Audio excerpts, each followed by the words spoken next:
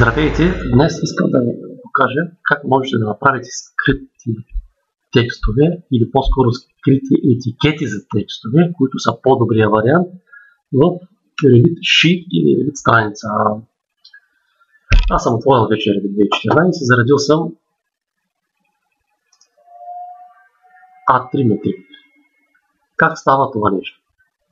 Ето, ще ви покажа готовия вариант, тъй като те са типови и за всичките тези 4 шита, каквито промени направим, ще бъдат за тях, съм направил два етикета 1 и 2, които в този режим, като ви включа, и вече се появяват.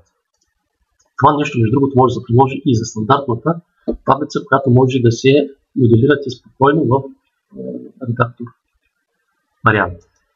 И примерно, ето удобството, като това е Stage етап 3. Сте решили и подадена за изпълнение на трансмитер по ще го пуснем да прави сега. И вече като кликнете на всеки един от шиитите, които сте задали в вашия различен да се вижда. Този е само 3, можете да направите на 4, на 0, който си пожелаете. И ето, тук е третия етап и предадено на 19. Отивам в някакъв произволен страница, не е необходимо в този вариант. Етапът ще бъде 4, ще бъде предадено допълнението на проекта 22. И вече на всички страници, за всички изгледи, там планове, фасади, разрази, каквото се създаде, сте направили шитове. И ако ползвате този шит A3 с тази екстра, той винаги ще бъде така. Как става? Ето виждате всичките промени, които направя в даден типов шит, как става? Ами отивам първо на първия шит, да се заредим. Кликайки два пъти върху него, влизаме в новия редактор. В него аз съм вкарал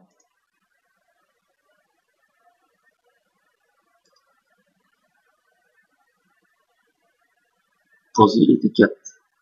За тези, които не знаят как става вкарването, ето от тук избирате лейбъл, той ви подава какъв лейбъл да бъде и си вкарвате в чертожната област на етикета. Но аз в момента имам, давам Escape и излизам. Вкарал съм единия лейбъл 5 мм с 4 четвърти вариант, другия пак е лейбъл 5 мм. Да покажа също. Трябва да изберете този project адрес съм избрал, който тук го няма в другите наименования, които получим основно в анкетката. Това е хубаво да го направите, за да не се получава дублиране на имена, макар че не можете да дублирате самия етикет, да го направите уникален, който в него само, когато се въведе, да отива само в тази страница. Аз съм избрал този и за другия етикет съм избрал също Project статус. И вече можете спокойно, когато влезете в този режим, вие да смените цвета Arial на Roll, това ще бъде на Arial, само ще бъде бодът и талик, и е червен. Този е другия тип, е оранжев и е само бодът. Просто да се включи разум. И вече където ето това е, вече е създадено. Когато се върнете в грешката, когато се върнете вече в чертожната област, имате ли тези 4 страници, навсякъде етап 4 и предадено за изпълнение на 22.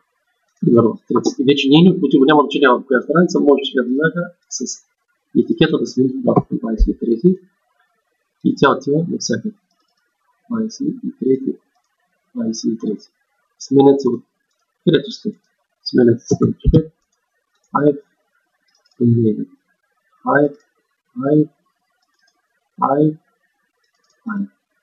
Ето това е изключително удобно. На вас не ви трябват тези. Ако не ви трябват тези надписи на първо време, това съм отпустил Hidden, кликайки върху страницата, няма значение коя типова страница, Ние просто махате клетките, може да оставите само едното от двете. Другия вариант в Европа е